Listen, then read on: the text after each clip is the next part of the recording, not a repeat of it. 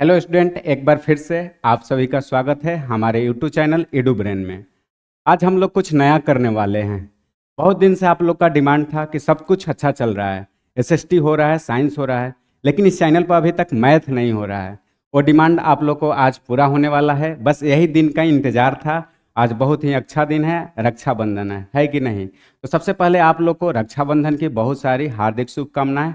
और आज हम लोग मैथ को स्टार्ट करेंगे और यहाँ से हम लोग का कंप्लीट अब जो भी मेन आपका सब्जेक्ट रहा वो होगा एसएसटी, साइंस और फिर आपका मैथ भी आज स्टार्ट हो गया।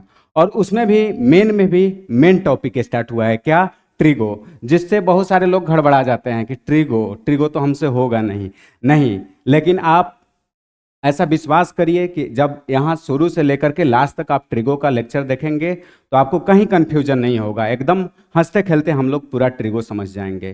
कहाँ पर फार्मूला कैसे अरेंज होगा वो सब एक एक चीज़ हम लोग अच्छे से बारीकी से देखेंगे, है कि नहीं? तो आज हम लोग स्टार्ट करते हैं ट्रिगो। और ये आपका मैथ का चैप्टर 1 के तौर पर हम लोग का ट्रिगो रहेगा। देखिए, सबसे पहले हम लोग को इसमें पढ़ना क्या है ट्रिगो के बारे में। देखिए, आपका हेडिंग लिखा हुआ है ट्रिगो। इसमें आपको बताया गया है क्या कि ट्रिगो जो है इसमें नाम में ही छुपा हुआ है कुछ, यानी कि ट्रिगो के नाम में कुछ ऐसा चीज छुपा हुआ है जो हम लोग को पता नहीं चलता है। तो है क्या छिपा हुआ? तो देखिए, आप ट्रिगो में देखेंगे आप ध्यान से तो क्या लिखा हुआ है। ट्री का मतलब बताइए।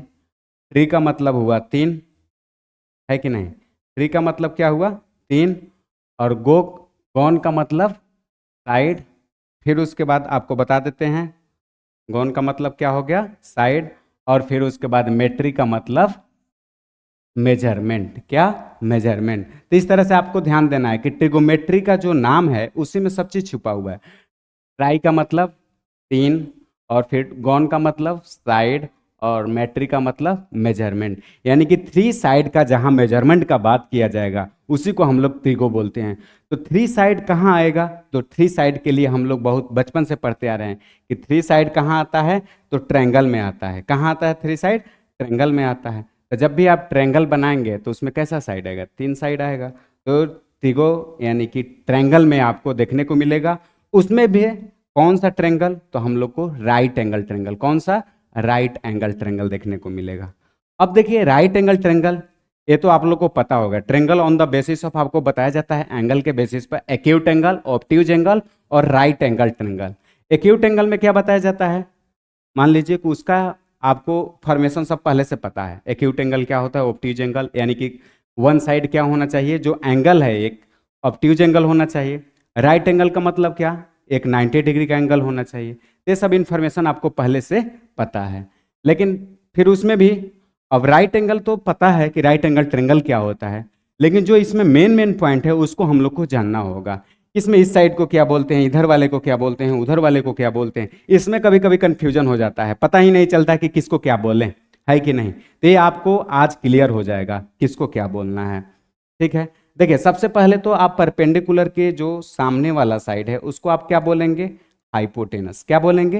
हाइपोटेनस। देखिए, दोनों में परपेंडिकुलर के सामने वाले साइड को क्या बोलिएगा? हाइपोटेनस बोलिएगा। ये आपको क्लियर रहना चाहिए। अब देखिए, अब इसमें हम लोग कंफ्यूजन रहता है कि इसको बेस बोलें कि इसको बेस बोलें। हम नहीं बोल सकते हैं अभी, है कि नहीं? इसमें भी आपको कंफ्यूजन रहेगा कि इसको बेस बोले कि इसको बेस बोलें, है कि नहीं? तो ये भी नहीं बोल सकते हैं। अब देखिए, इसमें कंफ्यूजन नहीं रहना चाहिए। अब आज ये क्लियर हो जाएगा। कैसे कंफ्यूजन?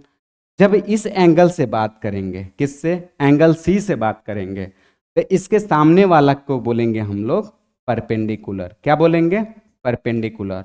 और जब ए 1 हो गया, 2 हो गया, तो बचा कौन? थर्ड बचा। तो ये क्या होगा? बेस होगा।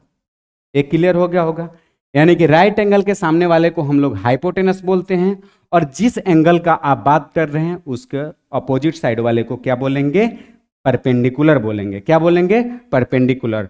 तो 1 2 हो ही गया, तो तीसरा क्या बचा? बेस बचा। तो बेस फिर चुनना आसान हो गया। उसी तरह से आप इसमें क्या देखेंगे? राइट एंगल के सामने वाले को क्या बोलेंगे? हाइपोटेनस। राइट एंगल के सामने वाले को क्या बोलिएगा? हाइपोटेनस। और देखिए, मान लीजिए कि इसमें एंगल सी का बात करते हैं। किसका? एंगल सी का। तो एंगल सी के सामने कौन दिख रहा है? ए दिख रहा है। तो ये क्या होगा? परपेंडिकुलर होगा। ये क्या होगा? परपेंडिकुलर। और ये क्या होगा? बेस होगा। इस तरह से आपको सोचना होगा। वो हाइपोटेनस हो गया, इसके सामने वाला ये परपेंडिकुलर हो गया, और ये क्या हो गया? बेस हो गया। इस तरीके से आपको सोचना है। यानी कि जब हम लोग एंगल को चेंज करेंगे तो परपेंडिकुलर और बेस जो है वो चेंज हो जाएगा। राइट एंगल से तो ये फिक्स हो गया कि हाइपोटेनस वही रहेगा, यहाँ भी हाइपोटेनस वही रहेगा। लेकिन जब एंगल आप सी को ले रहे हैं तो ए क्या बन जा रहा है, परपेंडिकुलर बन जा रहा है और ए बेस बन जा रहा है। लेकिन वही जब हम लोग ए को ले रहे हैं तो ए परपेंडिकुलर बन रहा है और ए बेस बन रहा है। इस तरह से आपको ध्यान देना होगा कि जब एंगल चेंज करते हैं तो बेस और परपेंडिकुलर का जो लोचा है वो अलग हो जाता है कि नहीं। अब देखिए इसमें क्या हम लोग को देखना होगा। नेक्स्ट एक चीज हम लोग बहुत ट्रेंगल में फेमस है, सबको पता होगा, है कि नहीं। क्या? तो angle sum property of a triangle. क्या? Angle sum property of a triangle. ये किसको नहीं पता होगा? Angle sum property of a triangle का मतलब क्या? यानी कि जो ट्रेंगल है उसको जब हम लोग तीनों एंगल को ऐड करेंगे तो किसके बराबर होगा? 180 के बराबर होगा। यानी कि ये ट्रेंगल है आपका ए बी सी, है कि नहीं। अब इसमें आपको बता दें कि एंगल ए बी और सी तीनों को जब ऐड करिएगा तो 180 के बराबर आएगा। ये कौन बोलता है? Angle sum property of triangle.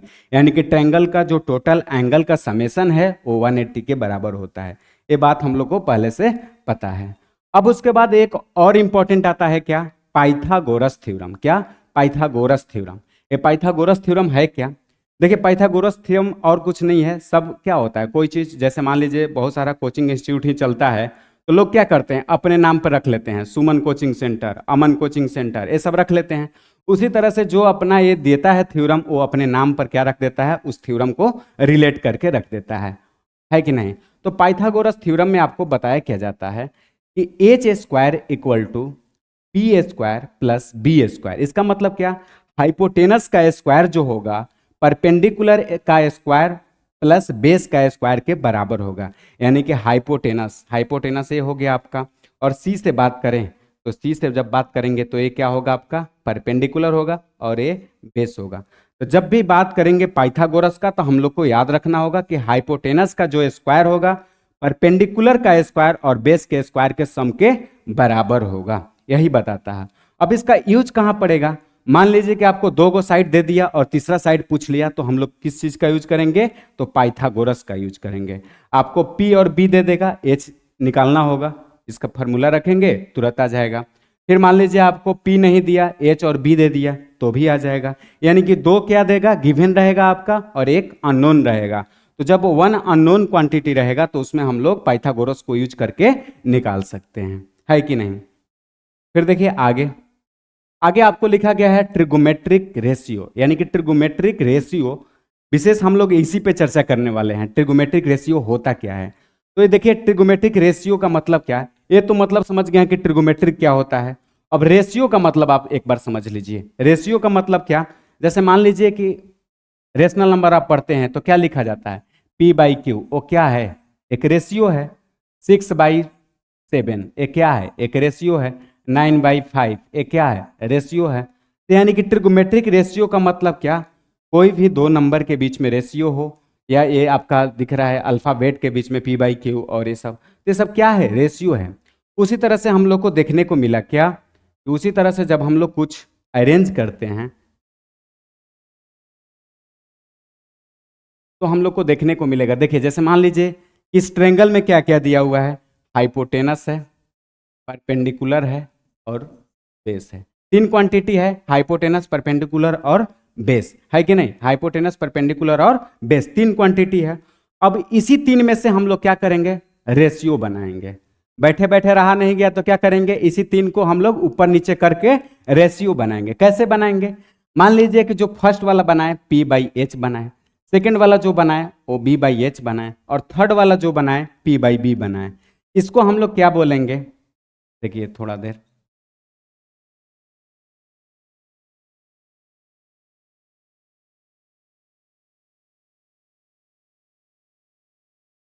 इसको क्या बोलेंगे? Sine theta. क्या बोलेंगे? Sine theta. इसको क्या बोलेंगे? Cos theta. और इसको क्या बोलेंगे? Tan theta. तो ये आपको पता रहना चाहिए कि sine theta P by H, cos theta B by H, tan theta P by B. अब देखिए क्या होता है, साइन थीटा का रिसिप्रोकल क्या होता है? Cosec theta. कॉसेक थीटा, ठीक है। और कॉस थीटा का रेसिप्रोकल क्या होता है? Sec theta. और टेन थीटा का रेसिप्रोकल क्या होता है? Cot theta. अब देखिए उसको लिखना और आसान है। कैसे आसान है? देखिए अब इसको लिखना क्यों आसान है? क्योंकि देखिए जो आपका रेसिप्रोकल का मतलब क्या, जो नीचे है ऊपर चला जाएगा और जो ऊपर है वो नीचे आ जाएगा। तो इसको क्या लिखेंगे हम लोग? एच बाई पी लिखेंगे। इसको क्या लिखेंगे? एच बाई पी लिखेंगे। और इसको क्या लिखेंगे? बी बाई पी लिखेंगे। इसमें ज्यादा आपको कुछ देखने को नहीं, आसान है बहुत। क्या कि साइन थीटा जो होगा पी बाई एच होगा, उसका रेसिप्रोकल क्या होगा? H by P cosec theta होगा। कॉस थीटा जो होगा बी बाई एच होगा। सेक थीटा जो होगा उसका रेसिप्रोकल एच बाई बी होगा। टेन थीटा जो होगा क्या होगा? पी बाई बी होगा। और कॉट थीटा उसका रेसिप्रोकल यानी कि बी बाई पी होगा। है कि नहीं? आप चाहे तो इसको लिख भी सकते हैं क्या कि sine theta equal to 1 by cosec theta. है कि नहीं? फिर आप लिख सकते हैं क्या? Cos theta equal to 1 by sec theta. फिर आप क्या लिख सकते हैं? Tan theta equal to 1 by cot theta. अब ये आपको पता होगा, ये कोई ऐसा चीज नहीं कि जो आपको पता नहीं है पहले से, ये आपको पता होगा क्या कि साइन थीटा का reciprocal cosec theta, cos theta का रेसिप्रोकल सेक थीटा और टेन थीटा का रेसिप्रोकल कॉट थीटा होता है कि नहीं? अब ये पता हो गया, लेकिन ये बी पी एच को कैसे याद रखेंगे? यहां पर है क्या? P by H, B by H, P by B, H by P, H by B. कैसे याद रखेंगे? कभी पी कभी बी कभी एच आते ही रह रहा है, तो थोड़ा सा याद करने में क्या होगा? दिक्कत होगा। आप ऐसे क्या होगा, बहुत बार यूज करने के बाद याद हो जाता है। मान लीजिए कि आप 10th में पढ़ रहे हैं, 11th में पढ़ेंगे या फिर आगे कॉलेज में जाएंगे वहां पढ़ेंगे, तो ये सब चीजें याद हो जाता है। लेकिन फर्स्ट स्टेज जब हम लोग 10th में पढ़ते हैं तो याद करना थोड़ा मुश्किल होता है कि नहीं? और सब लोग को होता है, ऐसा नहीं कि मेरे टाइम में आसान था, हमको भी मुश्किल होता था। तो इसमें कैसे करेंगे हम लोग? तो देखिए इसके लिए कुछ ट्रिक है जिससे हम लोग याद करेंगे तो बहुत आसान हो जाएगा याद करना। देखिए इसमें आपको बताते हैं कैसे। ये लिखा हुआ है क्या? साइन थीटा क्या लिखा हुआ है? पी बाई एच यानी कि perpendicular upon hypotenuse. Cos theta क्या लिखा हुआ है? बी बाई एच यानी कि base by hypotenuse. Tan theta क्या लिखा हुआ है? पी बाई बी यानी कि परपेंडिकुलर बाई बेस। अब देखिए ऐसे ऊपर से साइन थीटा का बात कर रहे थे तो ऊपर से देख रहे थे, अब कॉसेक थीटा का बात करेंगे तो नीचे से देखेंगे। कॉसेक थीटा क्या होगा? H by P. है कि नहीं? सेक थीटा क्या होगा? अब इसको इधर से देखेंगे, एच बाई बी। वही कॉस थीटा का बात करेंगे तो ऊपर से देखेंगे, बी बाई एच। जैसे टेन थीटा का बात किए तो क्या देखें? P by B. Cot theta का बात करेंगे तो क्या बोलेंगे? B by P. यानी कि उसका बात होगा तो ऐसे देखना है, उसका बात होगा तो क्या नीचे ऐसे ऊपर से जाके देखना है नीचे की तरफ। और फिर जब नीचे वाला का बात होगा तो ऐसे देखना है, एच बाई पी। है कि नहीं? तो ये आपको याद रहना चाहिए। ठीक है, लेकिन याद करना थोड़ा मुश्किल है तो इसके लिए हम लोग कुछ ट्रिक बना लेते हैं। देखिएगा वो भी क्या है, आसान है, कुछ हार्ड नहीं है। देखिए कैसे याद करेंगे। पी बी पी, फिर उसके बाद एच एच बी। कैसे याद करेंगे? पापा बीड़ी पियो। क्या लिखा हुआ है? पापा बीड़ी पियोगे? हाँ हाँ बेटा। यानी कि जो बेटा है वो पापा से क्या कर रहा है? पापा बीड़ी पियोगे? हाँ हाँ बेटा। इस तरह से आप याद रखेंगे। लेकिन ये बात हमारे और आपके बीच रहना चाहिए। है कि नहीं? पता नहीं स्कूल में आप बोल देंगे पिटा उठा जाएंगे, इसलिए ये बात अपने पास ही रखना है। क्या? पापा बीड़ी पियोगे? हाँ हाँ बेटा। इस तरह से आप लिख लेंगे कहीं भी शॉर्ट फॉर्म में। क्या? पापा बीड़ी पियोगे? हाँ हाँ बेटा। तो आपको यहां से आप रिलेट कर सकते हैं क्या कि साइन थीटा ऐसे, कॉस थीटा, फिर उसके बाद टेन थीटा, फिर उसका उल्टा वाला। इस तरह से आप याद कर सकते हैं। तो ये आपका ट्रिक हो गया याद करने का। ये क्या हो गया? ट्रिक हो गया कि पापा बीड़ी पियोगे? हाँ हाँ बेटा। अब इससे रिलेट कर लेंगे कि साइन थीटा क्या होगा, कॉस थीटा क्या होगा और टेन थीटा क्या होगा। है कि नहीं? फिर देखिए नेक्स्ट स्लाइड में हम लोग आते हैं। अब यहां से उसको रिलेट करके आपको क्वेश्चन है, क्योंकि देखिए बात तो मेन मैथ है तो क्या कंसेप्ट से काम नहीं चलने वाला है। क्वेश्चन कुछ करेंगे तभी आपका कंसेप्ट क्लियर होगा। कंसेप्ट कितनों रख लीजिए, जब तक आप क्वेश्चन नहीं करेंगे तो आपका हथियार जो है प्रैक्टिस है इसमें। है कि नहीं? मैथ में आपका हथियार क्या है? प्रैक्टिस है। जब तक आप प्रैक्टिस नहीं करेंगे क्वेश्चन का तब तक आपसे कुछ नहीं होने वाला है। तो प्रैक्टिस बहुत जरूरी है। देखिए फर्स्ट क्वेश्चन जो हम लोग का है वो क्या है। फर्स्ट क्वेश्चन का बात हम लोग करते हैं।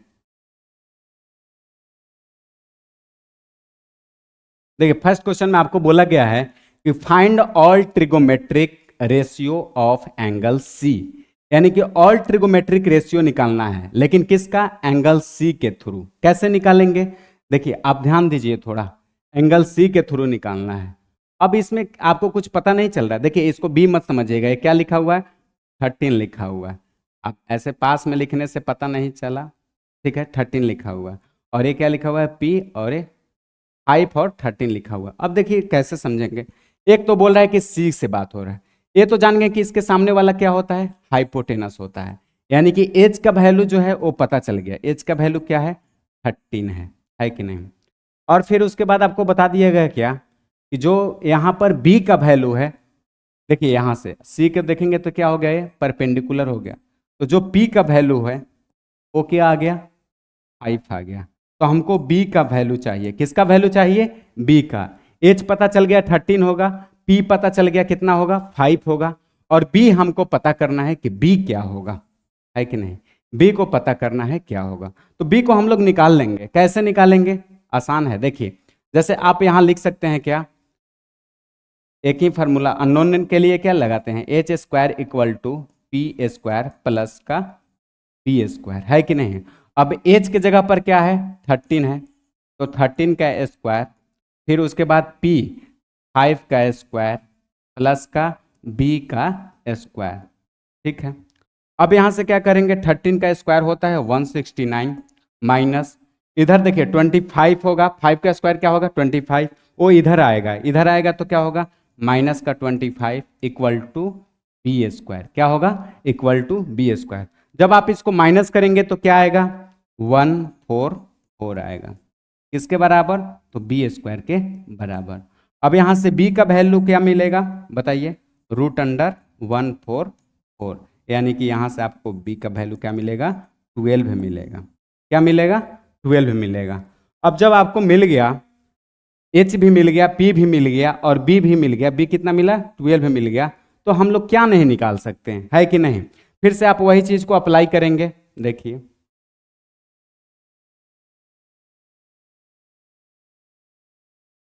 अब इसमें क्या अप्लाई करिएगा? देखिए क्या करेंगे अप्लाई। जैसे आपको बताया गया क्या अभी कि साइन थीटा, साइन थीटा क्या होता है? तो आपको साइन थीटा पता रहना चाहिए, परपेंडिकुलर बाई हाइपोटेनस, है कि नहीं? फिर उसके बाद कॉस थीटा, कॉस थीटा पता रहना चाहिए क्या? Base by hypotenuse. फिर क्या? टैन थीटा क्या होता है? परपेंडिकुलर अपॉन बेस होता है। अब यहाँ से सबको लिख देंगे, है कि नहीं? तो यहाँ पर क्या है? परपेंडिकुलर का वैल्यू क्या है? 5 है, हाइपोटेनस कितना है? 13 है। फिर उसके बाद बेस कितना है? तो बेस हम लोग का 12 निकल के आया। फिर उसके बाद हाइपोटेनस कितना है? 13 है। फिर परपेंडिकुलर कितना है? 5 है। और बेस कितना है? 12 है। तो इस तरह से आपको लिखते जाना है। फिर देखिए जब साइन थीटा, कॉस थीटा और टेन थीटा का बात हो गया, तो और बाकी को क्यों छोड़ेंगे, उसको भी लिख लेते हैं। क्या है? अब लिखेंगे हम लोग कॉसेक थीटा को। किसको लिखेंगे? Cosec theta. कॉसेक थीटा क्या होता है? H by P. इसका उल्टा एच बाई पी होगा। किसके उल्टा? तो साइन थीटा का उल्टा होगा, तो एच बाई पी होगा। तो एच बाई पी हम लोग लिख लिए। एच कितना था? 13 था। और पी कितना है? 5 है, यानी कि इसका वैल्यू उल्टा हो जाएगा। और फिर क्या लिखेंगे? सेक थीटा लिखेंगे। सेक थीटा क्या होगा? एच बाई बी होगा। सेक थीटा क्या होगा? एच बाई बी होगा। तब सेक थीटा में क्या देखेंगे? एच का वैल्यू क्या है? 13 है। और बी का वैल्यू क्या है बताइए? तो बी का वैल्यू हम लोग का निकल के आया है 12। और एक लास्ट जो बचा वो क्या बचा? Cot theta. क्या बचा? Cot theta. कॉट थीटा का मतलब क्या? इसमें टेन थीटा है परपेंडिकुलर बाई बेस, तो इसमें क्या आएगा? Base by perpendicular. क्या आएगा? Base by perpendicular. बेस का वैल्यू कितना है? 12। और परपेंडिकुलर का वैल्यू कितना है? 5। तो ये आपका इस तरह से ट्रिगोमेट्रिक रेशियो हम लोग निकालेंगे। कैसे निकालेंगे? तो आपको ध्यान रहना चाहिए, है कि नहीं? देखिए बताया गया कि साइन थीटा निकालेंगे पी बाई एच, तो यहाँ से पी का वैल्यू और फिर एच का वैल्यू को रखेंगे। फिर उसी तरह से cos theta B by H रखें हम लोग, बी का वैल्यू और एच का वैल्यू। फिर tan theta P by B, P और बी का वैल्यू रखें। फिर उसके बाद हम लोग क्या किए? कॉसेक थीटा का बात किए, कॉसेक थीटा, फिर उसके बाद सेक थीटा, फिर उसके बाद कॉट थीटा। यानी कि जब हमको तीनों वैल्यू मिल जाएगा तो ट्रिगोमेट्रिक रेशियो निकालना बहुत आसान है। जब कुछ नहीं पता चलेगा तो फिर वही वाला ट्रिक आप अपनाइएगा, क्या, पापा बीड़ी पियो हाँ हाँ बेटा। यानी कि इस तरह से देखेंगे तो आपको पता चल जाएगा कि साइन थीटा क्या होगा, कॉस थीटा क्या होगा, टेन थीटा क्या होगा, है कि नहीं। तो ये सब चीज़ आपको क्लियर हो जाएगा। चलिए आइए नेक्स्ट पर हम लोग चलते हैं। देखिए नेक्स्ट क्वेश्चन जो है ये भी बहुत आपको इंपॉर्टेंट क्वेश्चन है कि नहीं। देखने में आसान भले ही है लेकिन हम लोग समझेंगे तो हार्ड भी इसको नहीं कर सकते हैं, लेकिन ये जनरली ट्रिगोमेट्रिक रेशियो का फेमस क्वेश्चन है। इस तरह का आपसे पूछता है, एक दे देता है बाकी सब पूछ लेता है कि नहीं। तो इसमें आपको क्या दिया गया है, साइन ए इक्वल टू दिया गया है 3/4। क्या दिया गया है, साइन ए इक्वल टू 3/4 दिया गया है। अब कैसे करेंगे हम लोग, साइन ए का तो वैल्यू दे दिया कि 3/4 होगा, कैसे करिएगा। तो देखिए साइन का मतलब क्या, परपेंडिकुलर अपॉन हाइपोटेनस, यानी कि P का वैल्यू जो है वो 3 है और हाइपोटेनस का वैल्यू जो है वो 4 है। ये तो क्लियर हो गया, है कि नहीं। फिर भी हम लोग डायरेक्ट नहीं निकाल सकते हैं P, B और H, क्योंकि मैथ के अनुसार चला जाए तो इसमें हम लोग ऐसे मानते हैं क्या, कि P का वैल्यू को मानते हैं हम लोग 3K, ठीक है। H को वैल्यू को क्या मानते हैं हम लोग 4K, और यहाँ से हमको B पता नहीं, क्या है, B का पता नहीं है, तो B हम लोग को निकालना है। B क्या करना है, निकालना है। पाइथागोरस फार्मूला यूज करेंगे, H square equal to P square plus का बी स्क्वायर, है कि नहीं।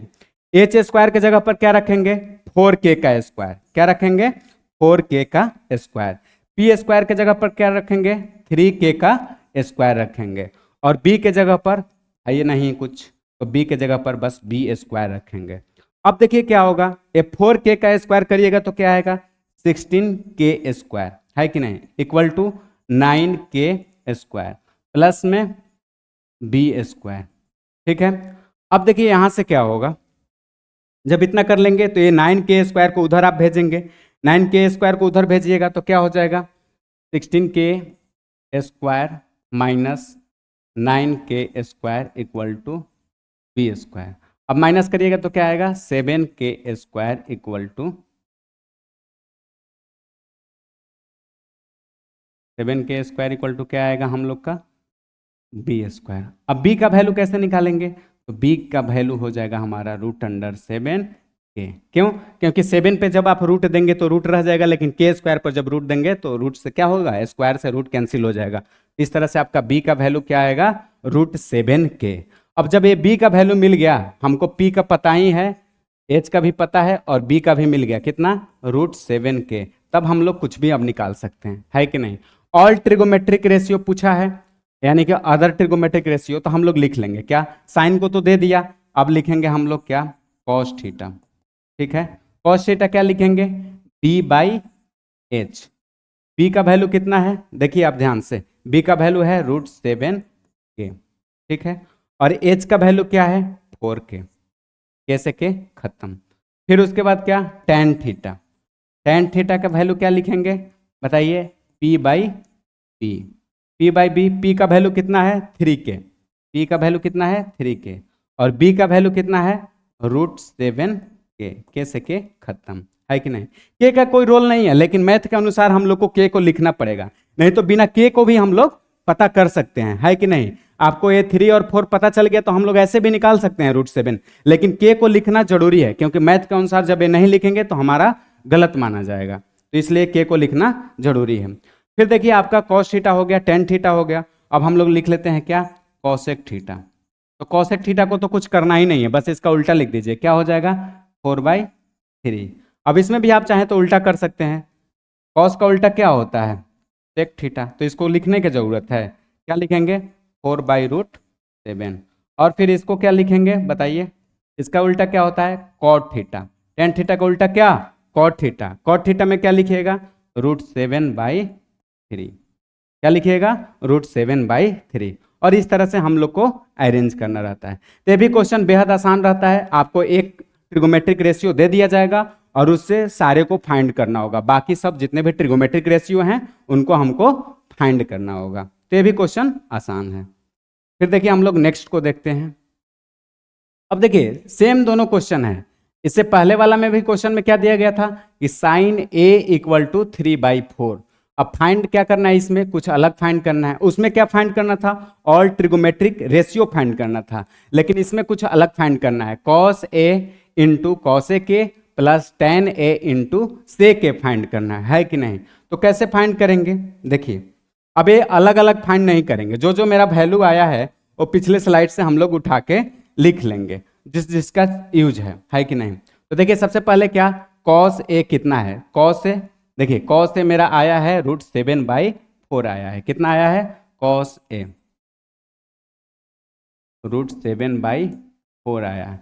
फिर उसके बाद हम लोग किस पे बात करेंगे, कॉसेक ए, वो कितना आया है, तो आया है 4/3 आया है, 4/3 आया है, कॉसेक ए कितना है 4/3 आया है। फिर देखिए उसके बाद क्या हम लोग को जरूरत है, टेन ए का जरूरत है, और किसका जरूरत है, सेक ए का। टेन ए और सेक को भी देख लेते हैं।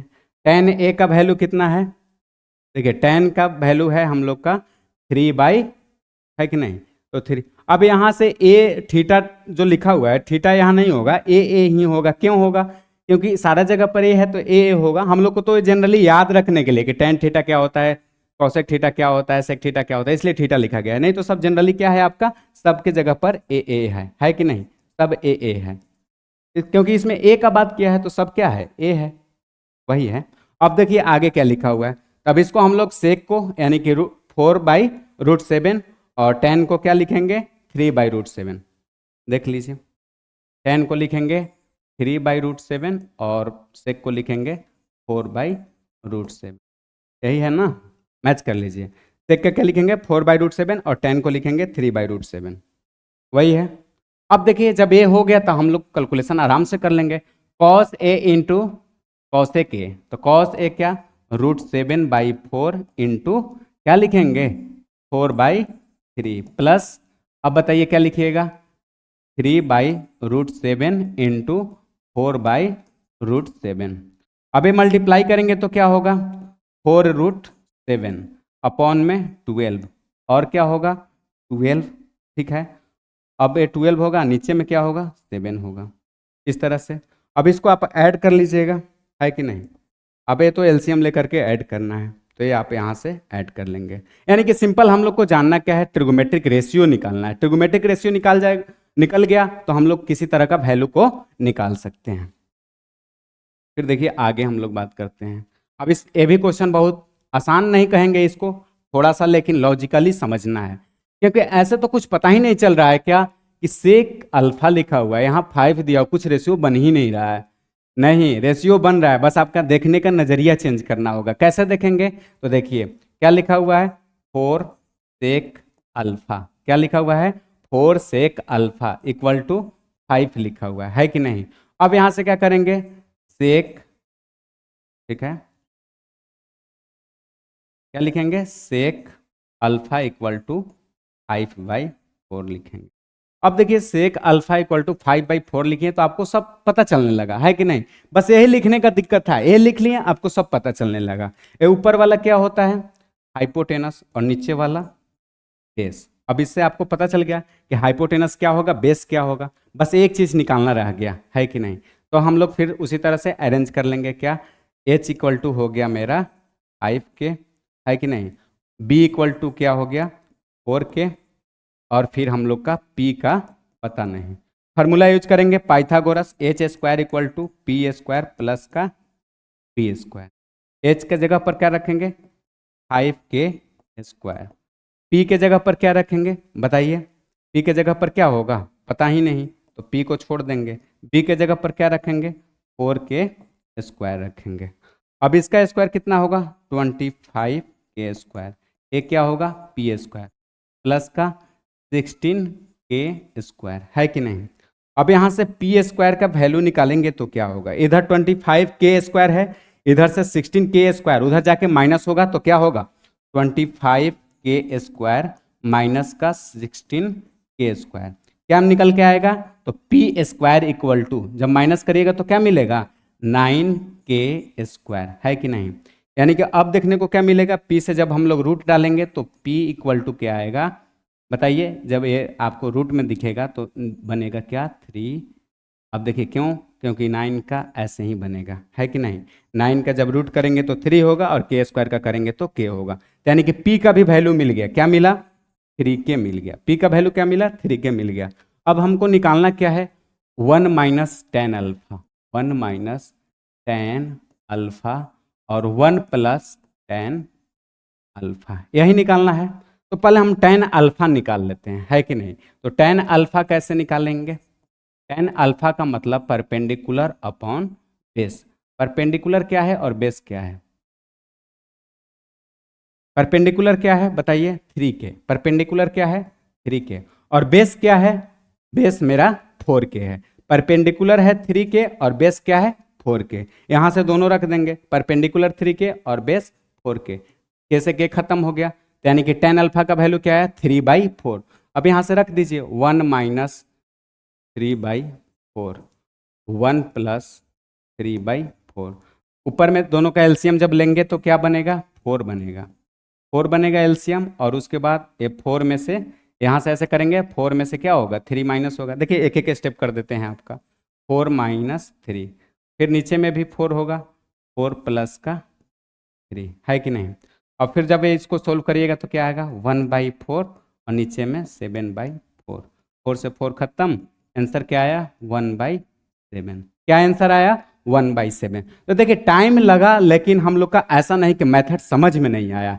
मेथड करना क्या है, यहाँ से हम लोग को बस सेक अल्फा को अरेंज करना है। सेक अल्फा को अरेंज कैसे करेंगे, 5 तो इधर था ही, इसके साथ ही मल्टीप्लाई में था, इधर डिवाइड में कर दिए।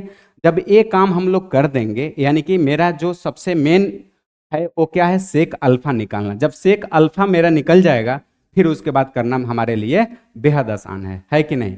तो बस हम लोग को निकालना क्या है, सेक अल्फा। रेशियो दिखा, बस हम लोग वहां से एच फाइंड कर लिए, बी फाइंड कर लिए, और फिर ये पाइथागोरस का लगा करके ट्रिक हम लोग क्या कर लिए बताइए। तो पाइथागोरस हम लोग लगा के फाइंड कर लिए। देखिए ये आप पाइथागोरस को सजा के रखेंगे। पाइथागोरस को यूज करके हम लोग क्या कर लिए, यहाँ से हम लोग पी का वैल्यू भी फाइंड कर लिए। जब पी का वैल्यू मिल गया तो फिर क्या करेंगे, पी का वैल्यू मिलने के बाद हम लोग अब यहाँ पर 10 अल्फा का वैल्यू निकाल लेंगे। तो 10 अल्फा क्या निकल के आया, 4/3, 3/4 क्या निकल के आया था, 10 अल्फा 3/4। अब यही 10 अल्फा को रख देना है, आंसर आपका आ गया 1/7। ठीक है, आगे देखते हैं हम लोग। आगे एक और इंपॉर्टेंट क्वेश्चन है कि नहीं। थोड़ा सा ये अलग सोचने वाला क्वेश्चन है, क्योंकि इसको आप आसान समझने का भूल नहीं कर सकते हैं। देखिए इस क्वेश्चन में भी आपको एक ट्रेंगल समझना आसान होगा, ट्रेंगल से, है कि नहीं। देखिए कैसे समझेंगे हम लोग, ये मान लीजिए आपका ए, बी और सी, ठीक है। अब ये एंगल क्या होगा, 90 डिग्री का एंगल हुआ। बोल रहा है कि in a triangle O P Q. देखिए ये नेमिंग हम लोग का गलत हो गया, क्यों, क्योंकि जो ये दिया हुआ है उसके अनुसार रखिए, नहीं तो फिर दिक्कत होगा। क्या क्या रखेंगे हम लोग बताइए, ओ पी क्यू, लेकिन ओ पी बोल रहा है कि नहीं। अब देखिए कैसे कैसे रखेंगे, ओ यहाँ पर, फिर उसके बाद क्या रखेंगे, पी, उसके बाद क्यू, है कि नहीं, इस तरह से रखेंगे। और यहाँ पर क्या होगा, 90 डिग्री का होगा। राइट एंगल एट पी, यानी कि पी पर क्या होगा, 90 डिग्री का एंगल बनेगा, राइट एंगल बनेगा। ठीक है, एंगल क्या हो गया, ओ पी क्यू हो गया। अब इसमें बहुत सारा चीज नहीं दिया हुआ है, मिसिंग लग रहा है। नहीं, मिसिंग नहीं है, थोड़ा सा ध्यान से देखिए। ओपी का जो वैल्यू है वो क्या है, 7 सेंटीमीटर है। ओपी का वैल्यू क्या है, 7 सेंटीमीटर है। और फिर उसके बाद जो है गिवन में बोला हुआ है क्या, कि O Q minus P Q, क्या, O Q minus P Q जो है 1 सेंटीमीटर है। यानी कि ए वाला और ए वाला को जब हम माइनस करते हैं तो हमको 1 सेंटीमीटर मिल रहा है। इसका मतलब क्या, इसको थोड़ा अरेंज करके देखते हैं। तो ओ क्यू माइनस का P Q equal to 1 centimetre. अब देखिए तो ओ क्यू इक्वल टू क्या लिख सकते हैं, ओ क्यू इक्वल टू क्या लिख सकते हैं, 1 + का पी क्यू, है कि नहीं। आराम से लिख सकते हैं।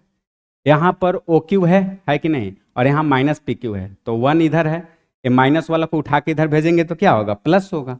अब इस तरह से इसको अरेंज कर सकते हैं। अब देखिए क्या हम लोग को देखने को मिलेगा, पाइथागोरस थ्योरम को यूज करते हैं, H square equal to P square plus का बी स्क्वायर। अब देखिए एच स्क्वायर का मतलब क्या? एच स्क्वायर का मतलब है ओ क्यू। एच स्क्वायर का मतलब क्या? ओ क्यू का स्क्वायर। पी स्क्वायर का मतलब क्या बताइए? पी स्क्वायर का मतलब आपका हो गया क्या? अब यहां से देखिए आपको सिंपल लिखा हुआ है क्या कि यहां पर आपका बन रहा है ओपी का वैल्यू भी दिया हुआ है। अब देखिए यहां से आपको कंफ्यूजन नहीं होना चाहिए, जिसको आप मान लिए ओपी का वैल्यू क्या मान लिए? 7 का स्क्वायर। अब हमको बी का स्क्वायर यानी कि कहने का मतलब क्या, पी क्यू का पता चलना चाहिए। यही तो बोल रहा है, ओ क्यू का पता चल गया। कैसे? इसके साथ रिलेशन है 1 प्लस का पी क्यू। अब पी क्यू का पता नहीं है, अब देखिए कैसे रिलेशन से फाइंड होगा। इसके जगह पर हम लोग रिप्लेस कर देंगे ए वैल्यू को, क्या लिखेंगे? 1 प्लस का पी क्यू लिखेंगे। क्या लिखेंगे? ओ क्यू के जगह पर 1 प्लस का पी क्यू लिखेंगे, जो अरेंज करने के बाद आया था। अब उसका स्क्वायर लिख देंगे, इक्वल टू क्या लिखेंगे? 7 का square plus P Q square. अब ये सिंपल स्क्वायर नहीं है, जैसे ए प्लस बी का होल स्क्वायर होता है उस तरह से आप स्क्वायर कर देंगे, आपका हो जाएगा। कैसे करिएगा? ए का स्क्वायर यानी कि 1 का स्क्वायर 1, बी का स्क्वायर यानी कि पी क्यू का स्क्वायर, है कि नहीं? फिर उसके बाद क्या करेंगे? इस तरह से ही लिखिएगा ब्रैकेट में आपको। फिर उसके बाद क्या लिखेंगे? 2 पी क्यू, है कि नहीं?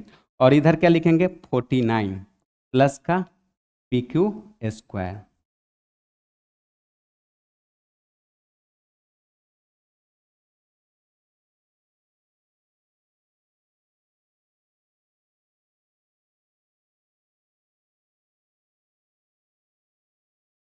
देखिए थोड़ा सा एडजस्ट कर लिए इसको। अब देखिए इसमें क्या, ए 1 plus P Q square plus का 2 पी क्यू, 49 प्लस का पी क्यू स्क्वायर, है कि नहीं?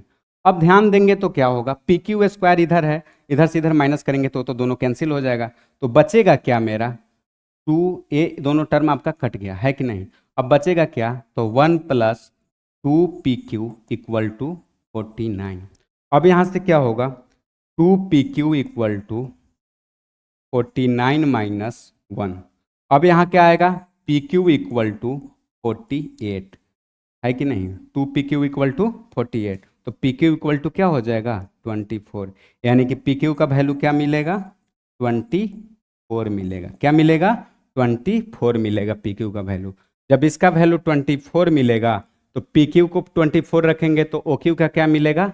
25 मिलेगा, है कि नहीं? तो वही बोल रहा था, determine the value of sine theta और कॉस थीटा। तो साइन थीटा कॉस थीटा क्या होता है? सिंपल है। साइन थीटा हम लोग निकालेंगे तो क्या लिखेंगे? साइन थीटा इक्वल टू क्या लिखते हैं? P by H. और कॉस थीटा इक्वल टू क्या लिखते हैं? P by H. अब देखिए पी क्या है इसमें, है कि नहीं? अब पी क्या है इसमें, तो पी के अनुसार हम लोग देख रहे हैं, बार बार बात कर रहे हैं। तो पी क्या है मेरा? 7 अपॉन में हाइपोटेनस क्या है? 25। बी क्या है? 24 अपॉन 25। अब ये हमारा आंसर हो गया कॉस थीटा और ये हो गया साइन थीटा। तो इस तरह से इसमें क्या करना था, हम लोग को उस रिलेशन से फाइंड कर लेना था कि ओ क्यू क्या होगा, फिर उसके बाद पी क्यू क्या होगा। और जब वो रिलेशन से हमको ओ क्यू और पी क्यू मिल जाएगा, यानी कि कहने का मतलब कि आपका ट्रायंगल का सब पार्ट मिल गया, तो फिर मेरा यहाँ से काम बन गया। अब इसमें इस एंगल का बात हो रहा था, ठीक है? इस एंगल थीटा से रिलेशन था, है कि नहीं? इसके सामने वाला को परपेंडिकुलर और राइट एंगल के सामने वाला तो हमेशा हाइपोटेनस होता ही है। इस तरह से रिलेशन था, ये नहीं कि बाद में कंफ्यूज हो गए, सब सॉल्यूशन समझ लिए और लास्ट में कंफ्यूज होंगे, वो सब काम नहीं करना है। तो इस तरह का आपका कुछ क्वेश्चन था ट्रिगोमेट्रिक रेशियो का। तो आप एक बार उस फार्मूले को अरेंज करेंगे, यानी कि sine theta equal to P by H, cos theta equal to B by H, tan theta equal to P by B, उस तरह से आप अरेंज करेंगे। और वो जो ट्रिक आपको बताए, पापा बीड़ी पियोगे, हाँ हाँ बेटा, उस पर आप रिलेट करके देखेंगे और इसके बाद वो क्वेश्चन को करेंगे तो आपको बाकी कोई भी बुक हो, आर एस अग्रवाल हो, आर डी शर्मा हो या एनसीईआरटी हो, आसानी से बनता हुआ चला जाएगा, है कि नहीं? तो आप वीडियो को देख के और फिर बुक को जरूर सोल्व करेंगे एक बार।